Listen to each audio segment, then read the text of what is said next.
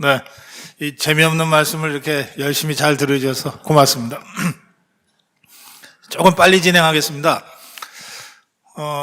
이제 1차 2년 전쟁은 이승만 세력의 승리로 끝났다 말씀드렸고, 2차 2년 전쟁이 이제 60년대부터 본격적으로 시작이 되는데요. 김일성이가 죽기 전에 크게 후회했던 대목이 있다 그러죠. 4.19 때 쳐내려갔어야 되는데. 4.19 때 이 남한이 혼란스러울 때 그때 쳐내려갔어야 되는데, 6.25 전쟁 패배가 너무 치명적이어서 미처 쳐내려갈 이 준비를 제대로 못했다. 이거 죽기 전에 후회하고 왔다 그럽니다. 60년대, 70년대의 2차 2년 전쟁은 체제경쟁, 총체적 체제경쟁으로 이제 전개됩니다. 그러니까 어느 쪽이 더 잘 사냐, 어느 쪽이 더 세냐, 이거를 총체적인 국력 경쟁으로 이제 붙게 되는데, 우리가 건국 대통령 이승만을 갖게 된 것도 정말 천운이지만, 좌익의 전략 전술을 가장 잘 아는 박정희라는 대통령을 갖게 된 것도 정말 대한민국의 천운입니다.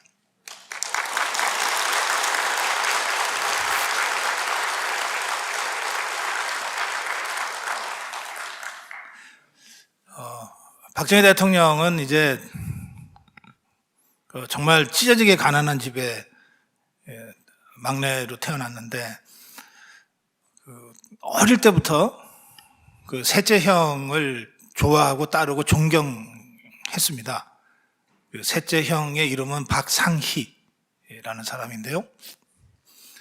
이 사람은 이제 일제시대 때 남노당, 박헌영 세력의 남노당에 들어가서 열심히 좌파 운동과 독립운동을 한 사람입니다.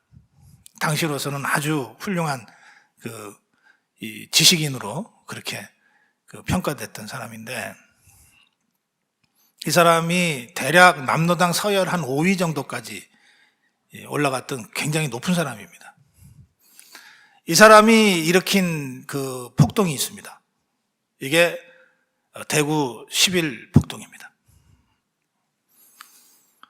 그러니까 이 대구 10.1 폭동은 아까 제가 4.3 얘기했잖아요. 4.3은 1948년 5월 10일 단선을 저지하기 위한 계획된 폭동이었다면, 1946년 대구 10.1 폭동은 그 단선 이전에 이 미군정의 질서를 무력화시키고 남노당이 막 불법화되니까 그것에 저항해서 일으킨 그런 무장 투쟁입니다. 이게 진압이 됐는데, 그 과정에서 박상희가 이제 총 맞아 죽습니다. 어린 박정희한테는 정말 충격이었을 거예요. 자기가 정말 좋아하고 따르고 존경하던 친형이 죽었으니까요. 박상희에게 감화받아서 어린 박정희는 처음부터 이 사적인 무슨 생각을 하지를 못했던 것 같아요. 그러니까 보통 이제 어릴 때, 물론 일제시대다 하더라도, 어릴 때 크면 나는 다음에 뭘 해서 먹고 살까, 이렇게 고민하잖아요. 요즘 애들도 더 그렇죠. 근데 박정희는 셋째 형의 영향을 받아서 나는 하여튼 나라를 위해서 뭘 할까, 이렇게 고민을 시작했던 것 같아요. 그러니까 아주 어릴 때부터 이 공적 인간, 공적 마인드로 이렇게 컸고, 그래서 선택한 직업이 교사고, 그래서 선택한 직업이 군인이고 그랬던 것 같습니다. 그리고 박상희의 영향으로 남노당 비밀당원으로 활동을 해요. 그래서 여수 순천 반란 사건, 아까 제가 말씀드린 제주 4.3을 진압하기 위해서 출동시키려고 했던 여수 순천의 국방경비대 내부에서 반란을 일으켜서 터졌던 여수 순천 반란 사건의 비밀 지하 요원으로 활동하다가 잡혔어요. 군인 신분으로 반란을 일으켰으니까 그냥 사형이죠, 뭐. 그런데 이 박정희가 이제 9.4일생 그 목숨을 구하는데, 박정희는 거의 이제 포기했다 그럽니다. 당시에 이 수사 기록을 보면 포기했다 그러는데, 자신이 제일 잘 알지 않겠습니까? 자기가 무슨 일을 하려고 했는지. 그런데 박정희와 만주에서 같이 군관학교를 다녔던 동료나 선배들, 또 박정희가 짧지만 국경경비대에서 활동했던 모습을 기억하는 선배들이, 저자가 저지른 죄는 무겁지만 저 인간의 능력은 너무나 뛰어나서 이제 막 새로운 나라를 건설하려고 하는 이 대한민국의 입장에서는 죽이기 너무 아깝다. 죽이기 너무 아깝다 그랬어요. 그래서 구명운동에 나섭니다. 그때 구명운동에 나섰던 사람들이 이제 나중에 국무총리 하는 정일권, 또 당시 특무대장 맡았던 김창룡, 또 여러분들 다 너무 잘 알고 좋아하시는 백선엽, 이런 분들이 박정희 구명운동에 나섰습니다. 그래서 사형을 면합니다. 그러면 여러분, 그때가 박정희가 1917년생이거든요. 그리고 그때가 48년이니까 17년 48년이면 31살? 그렇죠? 31살, 32살의 젊은 청년이 가장 따르고 존경하던 형의 비극적인 죽음, 그리고 자신의 활동, 그래서 잡혀서 이제 곧 내일 모레면 사형당할 상황 속에서 선배들의 구명, 이렇게 해서 목숨을 9.4일생으로 이제 건지는 그 과정에서 어떤 생각들을 했을까요? 저는 박정희라는 그 청년이 그때 겪었을 엄청난 어떤 인생의 어떤 고통과 이 회의와 번민과 정말 바닥 끝까지 가서 스스로 다시 일으켜 세우는 그 과정들을 생각하면 진짜 지금도 좀 가슴이 좀 먹먹해요. 그 과정을 거쳐서 박정희가 이 좌익 활동과 이제 결별합니다. 이 좌파들은 그 과정에서 박정희가 이 남로당 지하 비밀 당원 동지들을 팔아서 목숨을 구했다, 이렇게 비난하는데, 그 상황에서 박정희가 이 좌익 활동과 절연하고 자유우파 진영으로 돌아오는 과정에서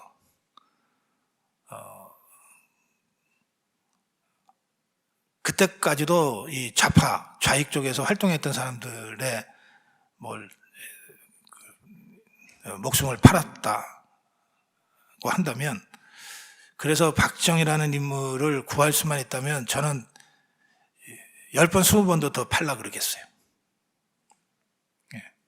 저는 누구도 이 죽음을 앞둔 그 마지막 순간에 어떤 아주 근원적인 실존적 고민과 또 자신이 걸어온 길에 대한 이 성찰과 이런 것들은 함부로 폄훼할 수는 없다고 생각합니다. 자, 어쨌든 저는 우리 자유파가 박정희 대통령의 그 부분을 자꾸 숨기려고 하는데 그럴 필요 없다고 생각합니다. 그게 역사적 사실인데 왜 숨기냐? 그리고 그게 뭐가 부끄럽냐? 그렇게 따지면 내놓고 공산주의자 활동했던 김문수는 어떻게 얼굴 들고 다니냐 지금? 생각이 바뀌어서 그렇게 하는 거 아니냐? 네? 그래서 저는 이 박정희의 역사를 정말 사실 그대로 복원하는 것이 필요하다. 우리가 좌파들이 김일성이를 지금도 미라로 만들어서 우상 숭배하듯이, 그 부인이 받은 뇌물 때문에 쪽팔려서 극단적 선택을 한 노무현이를 마치 무슨 성자처럼 저렇게 성역화하듯이 이런 식의 그 신화화, 우상숭배를 우리가 배격해야 하듯이 우리 자유우파 진영의 위대한 지도자 이승만 대통령이나 박정희 대통령도 신비화하고 우상화해서는 안 된다고 생각합니다. 그냥 그들이 겪었던 그 역사를 그대로, 그들이 겪었던 그들이 거쳤던 그런 인간적 고뇌와 실존적 고뇌를 그대로 인정하면서 그들이 우리 역사 속에서 어떤 역할을 했는가를 조명하는 것이 올바른 방법이다. 그렇게 생각합니다.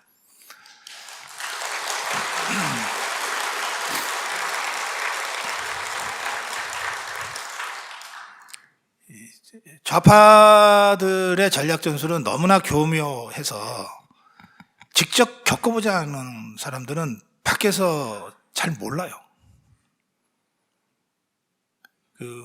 이것들이 광우병 때부터 이제 거리로 촛불을 들고 나오잖아요. 광우병 때, 세월호 때, 박근혜 대통령 탄핵 때, 그리고 윤석열 퇴진 때 촛불을 들고 나오잖아요. 이거는 그냥 어쩌다가 좋아 보여서 하는 게 아닙니다. 1980년대 중반부터 북한이 대남 공작조가 우리 대학의 이른바 운동권 세력을 접수하기 시작하는데, 그때 이제 대학 학번으로 따지면 81, 82, 83학번들이 주 공략 대상인데, 이 자들이 처음에 만든 게 자민투 이런 겁니다. 대학에 자주민주 투쟁위원회 이런 건데요. 이것들 그 한 명 포섭할 때 포섭 기념으로 입단식 같은 걸 했어요. 지금도 하고 있을지 모르겠는데, 입단식 하면 저녁에 컴컴한 데 데리고 가서 촛불 켜놓고 했습니다. 촛불 켜놓고 당시에는 김일성이 살아있을 때니까 위수동한테 충성 성명하는 거를 시켜요.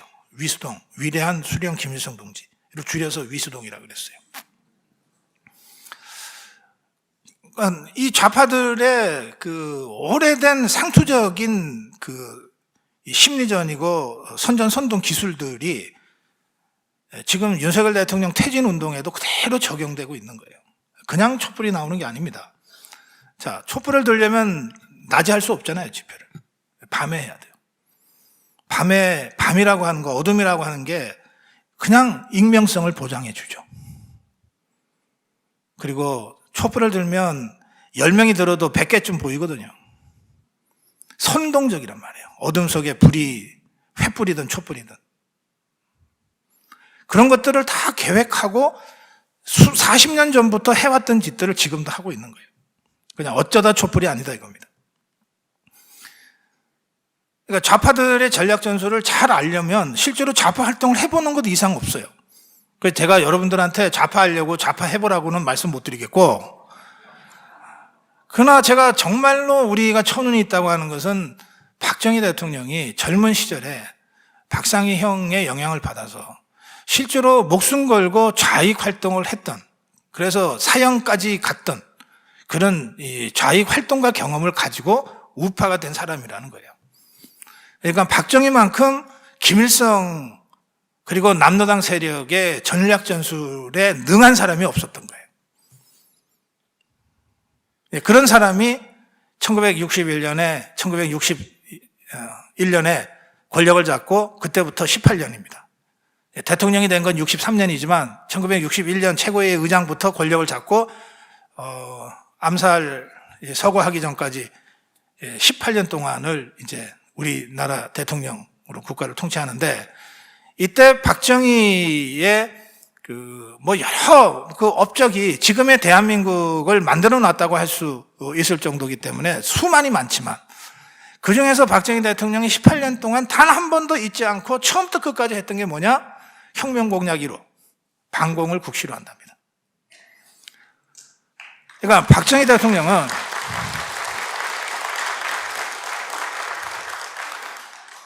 오히려 군사정변을 일으킨 이유가 4.19로 인한 사회적 혼란으로 북한한테 나라가 무너질 것 같다는 이유 때문에 시작한 거예요. 그래서 혁명 공약이라도 반공을 국시를 한답니다. 그러니까 18년 동안 박정희는 김일성과 싸운 겁니다. 김일성과 싸우기 위해서 김일성보다 우리가 뒤처졌거든요. 당시에 이 GNP, 북한이 우리보다 더 많았어요. 높았어요. 공장에서 생산물, 북한이 우리보다 많았고, 식량도 그쪽이 더 여유가 있었고, 모든 면에서 북한이 우리보다 국력이 앞서 있었어요. 심지어는 외교 관계에 있어서 국교를 맺은 나라 숫자도 북한이 더 많아요. 지금은 우리가 상상할 수 없지만 북한과 국교를 맺은 나라가 대한민국이 맺은 나라보다 더 많았단 말이에요. 그런 60년대, 70년대에 박정희는 김일성을 상대로 18년 동안 체제 경쟁을 하는 겁니다. 그 체제 경쟁을 하는 과정에서 군수산업을 직접 육성해야 돼. 그래서 만든 게 창원시고, 전자산업을 육성해야 돼 해서 만든 게 구미시고, 하여튼 우리도 언젠가는 자동차 생산해야 돼 라고 만든 게 경부고속도로고. 그런데 이 모든 것에 단 한 번도 군사 전략적 고려가 없었던 것이 없어요.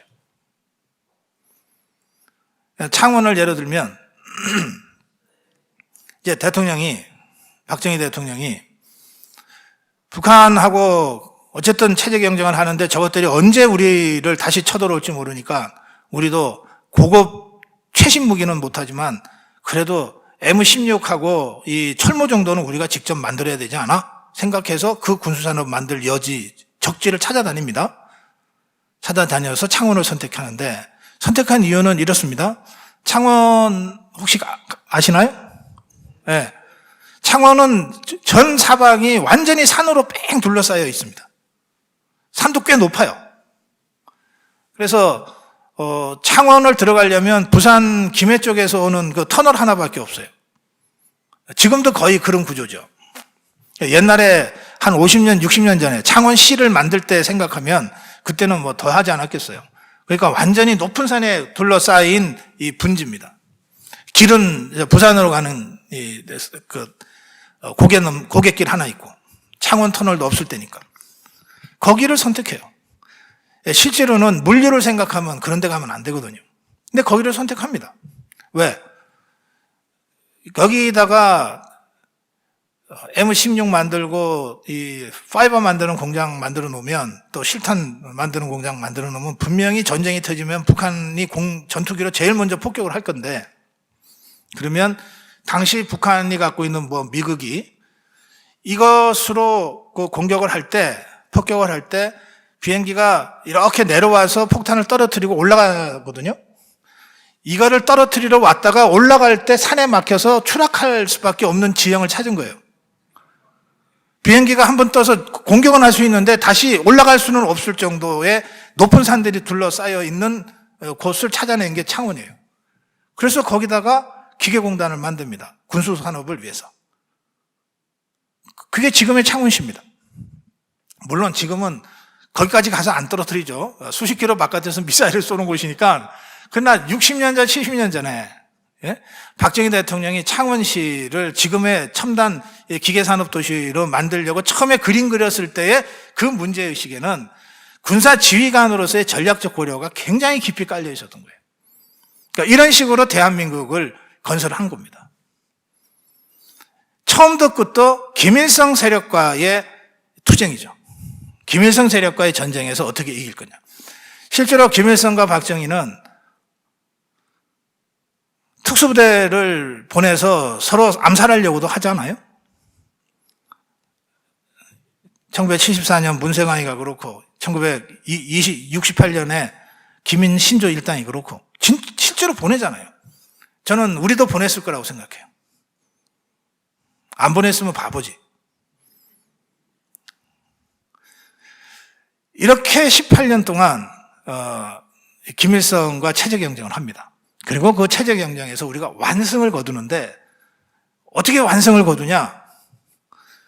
GNP 50배로 우리가 발전해 버렸으니까. 네.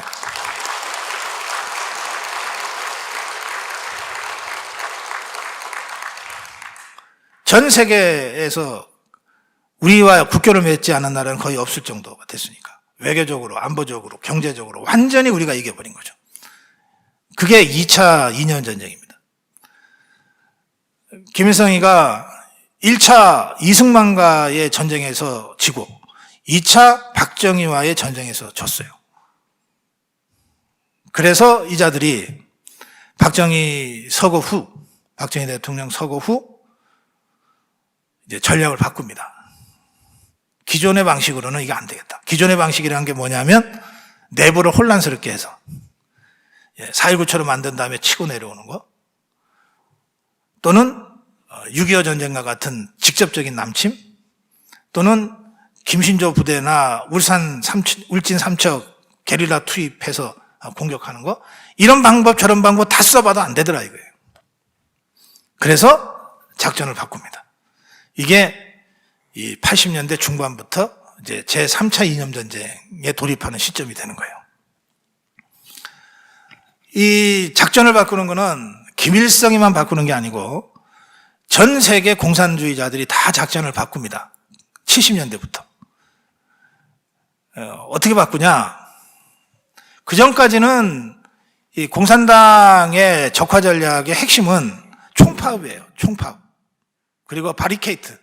그다음에 게릴라. 그래서 1,000만 노동자가 총파업해서 일거에 산업을 중지시키면 자본주의 국가가 무너지지 별 수 있냐. 이런 걸 여러 수백 번 합니다. 가장 유명한 게 1968년 파리 총파업 같은 겁니다. 1,000만 명이 참여했다는 거거든요.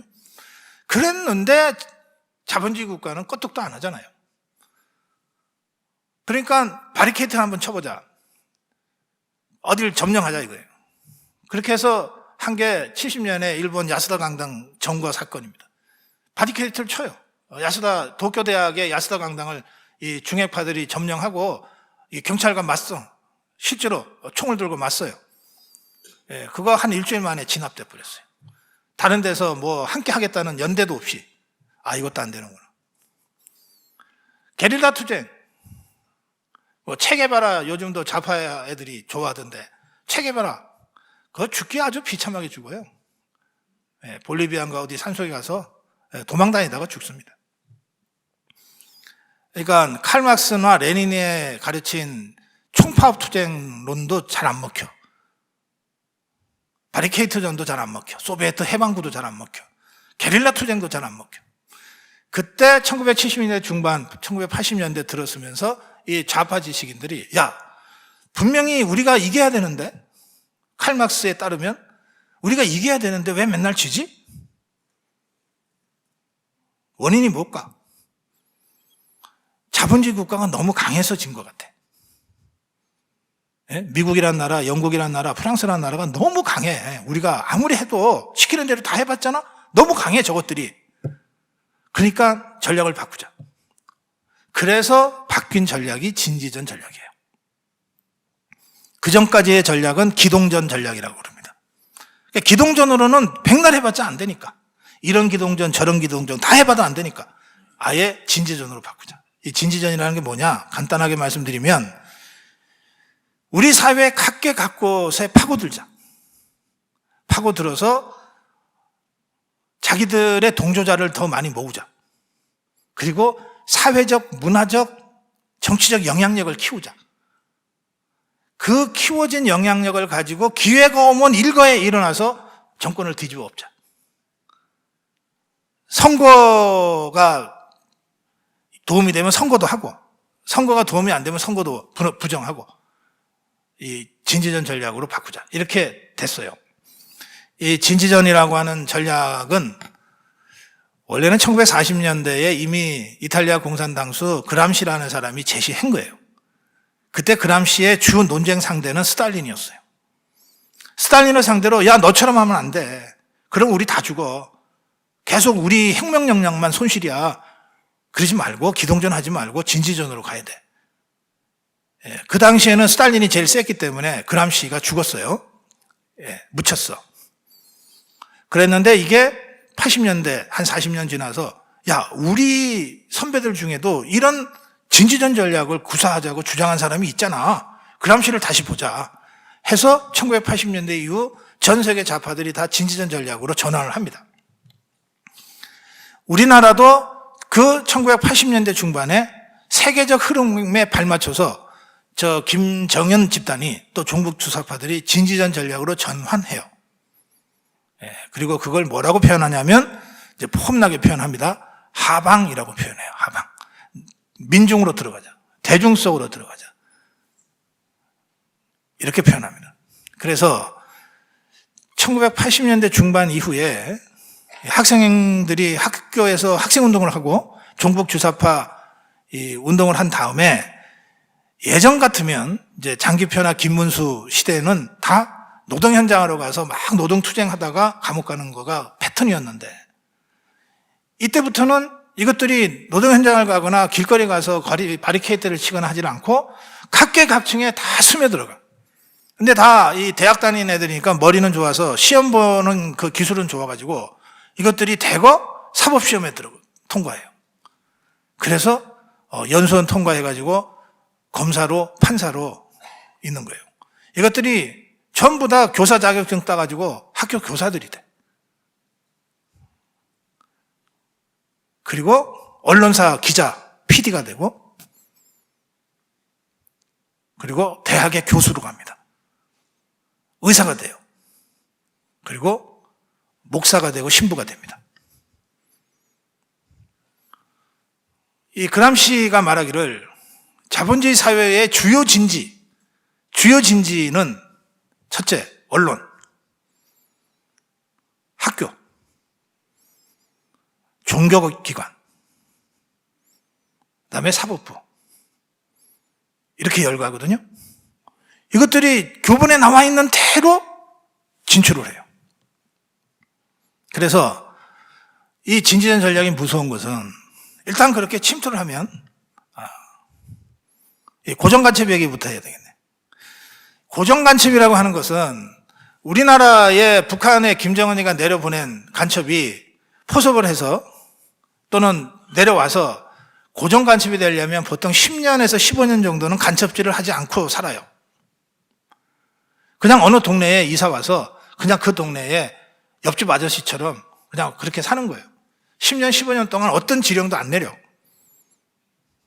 그래서 완전히 그 동네에 동화시켜 놓은 다음에 그래서 이장도 동장도 하고 참 마음씨 좋은 아저씨, 이웃집 일 도와주는 아저씨처럼 돼가지고 그래 놓고 난 다음에 10년, 15년쯤 지나서 잊어버릴만 할 때 지령이 내려가요.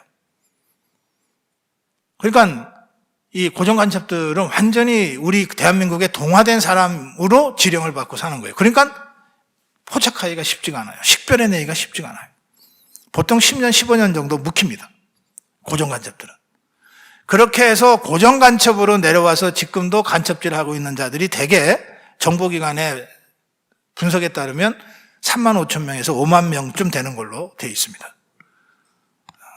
여러분들 중에는 없겠지만 예?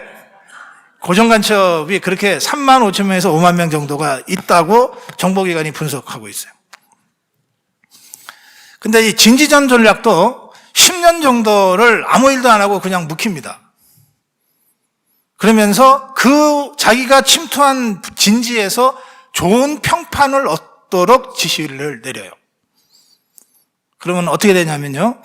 이제 학교 현장의 교사들 같으면 종북 주사파의 일원으로 자기는 진지전 수행하기 위해서 내가 학교 교사 자격증 시험 봐서 열심히 해가지고 교사가 돼. 현장에 가.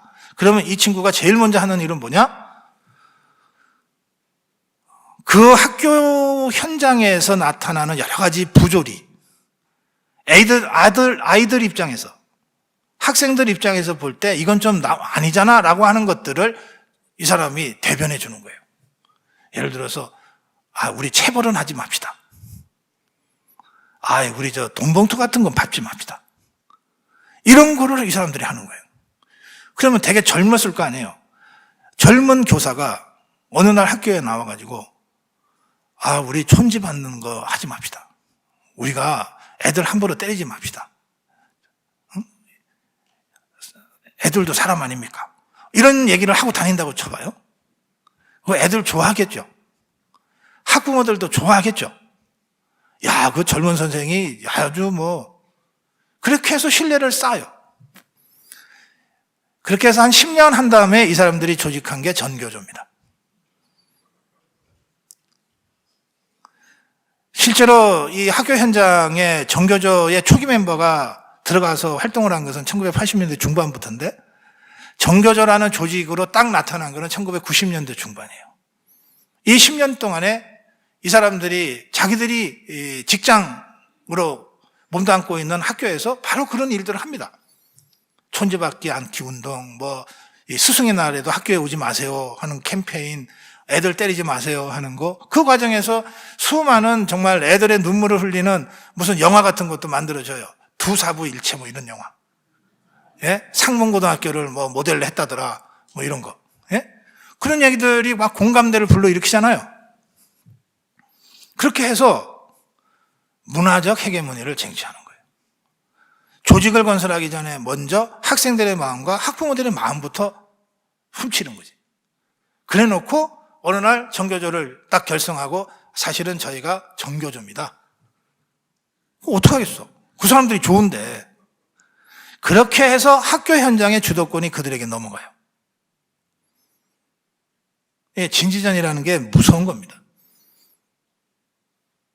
그렇게 해서 80년대, 90년대 차례차례 학교 현장이 넘어가고, 언론 현장이 넘어가고, 사법부가 넘어가고, 교수 사회가 넘어가고, 그리고 교회, 성당, 사찰들이 넘어갑니다.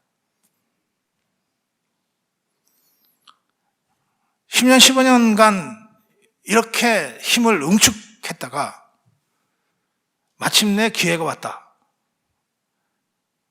해서 이들이 떨쳐 일어난 것이 언제냐? 그게 광우병 투쟁부터입니다. 광우병이라고 하는 거 완전 거짓말이잖아요? 그런데 이게 국민 감성에 자극적일 수 있다. 이걸 한번 해보자 해서 광우병으로 1차 결집을 해요. 그때 모두 600여 개의 좌파단체가 갑자기 쫙 이름을 걸고 모입니다. 광우병 투쟁 그 본부. 그리고 세월호 때 제대로 다시 한번 모여서 힘을 떨치고, 마침내 박근혜 대통령 탄핵 때 620개 좌파단체가 탄핵국민행동이라는 단체로 딱 나타나요. 그러니까 이명박 정권 2012년, 2007년이죠? 2008년에 광우병 투쟁 때도 한 600여 개 단체, 그 다음에 2014년 세월호 때도 한 2000여 개 단체, 600여 개 단체, 박근혜 대통령 탄핵 때도 600여 개 단체가 딱 모여요. 그러니까 그 단체가 그 단체인 거예요. 그 단체가 지금 윤석열 대통령 무슨 구려개교 반대 투쟁 또는 이태원 참사 무슨 할 때 그 단체들이 지금 다시 모이고 있어요. 그러니까 이 단체들 보면 600여 개 단체가 모이니까 그 중에 한 절반쯤은 그 페이퍼 컴퍼니 같이 그냥 한두 사람이 그냥 이름 걸고 있는 단체들도 있지만, 그 600여 개 중에 하나가 전교조고, 그 600여 개 중에 하나가 민노총이에요. 그 600여 개 중에 하나가 참여연대, 그 600여 개 중에 하나가 민변이라고요. 이런 것들이 다 모여서 연대 투쟁 틀을 갖추고 싸움을 하는 거예요.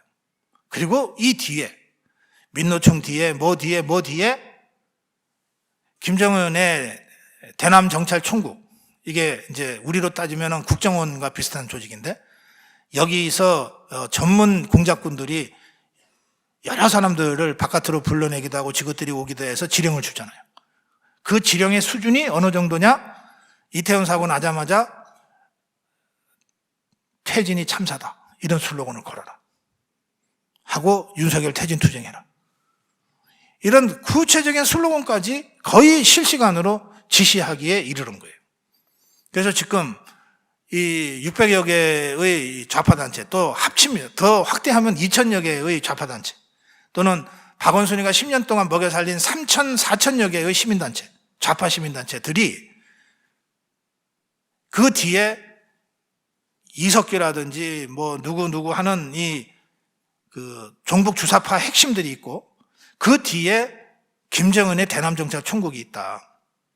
이 구도를 가지고 이 자들이 80년대 중반부터 각 진지에 파고들어서 그 진지의 문화 헤게모니를 잡고 때가 되니까 광우병 때부터 모여서 구체적인 이 국가 전복 활동을 시작했다. 이렇게 봐야 되는 겁니다. 제가 아까 이 말씀을 시작하면서 나는 문재인과 싸우는 줄 알았는데 알고 보니까 김정은과 싸우고 있었디다 라고 제가 말씀드렸잖아요. 이런 거예요. 지금 우리는 그 제3차 이념 전쟁에 돌입해 있는 겁니다. 그리고 저자들도 이제 몰릴 때까지 몰린 것 아닙니까? 김정은이가 저게 언제 죽을지 모르잖아요, 지금. 네. 그러니까 몰릴 때까지 몰렸기 때문에 정말 죽기 아니면 살기로 지금 마지막 승부를 지금 하고 있는 셈이고요. 종북 주사파들도 김정은이가 제거되면 끝나잖아요. 대한민국에. 김정은 세력이 제거되는데 여기서 종북 주사파 할 수가 없잖아요. 그러니까 자기들도 끝이라고 보는 거예요. 그러니까 정말 마지막 벼랑 끝에 몰린 그 쥐새끼 같은 그 발악적 행태를 지금 보이면서 마지막 전쟁을 하고 있단 말이에요.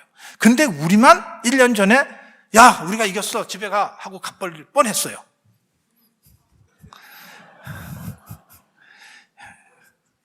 실제로 많이 집으로들 가버렸어요.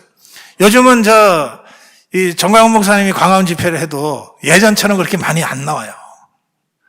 그리고 여러분, 저희 고성구 TV를 말씀드리는 건 아니니까 오해하지 마시고, 대선 이긴 다음에 우리 자유파 유튜브들이 전부 구독이 떨어지고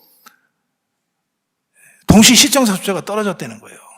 막 반토막 난 데가 많다는 거예요. 이거 그만큼 우리가 느슨해졌다는 겁니다. 이게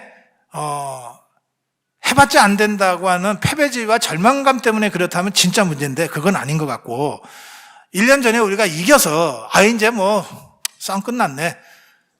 윤석열이 이재명이하고 문재인이만 집어넣으면 되지 라고 생각하는 이 안이함이 이렇게 만들었다는 겁니다. 그런데 저자들은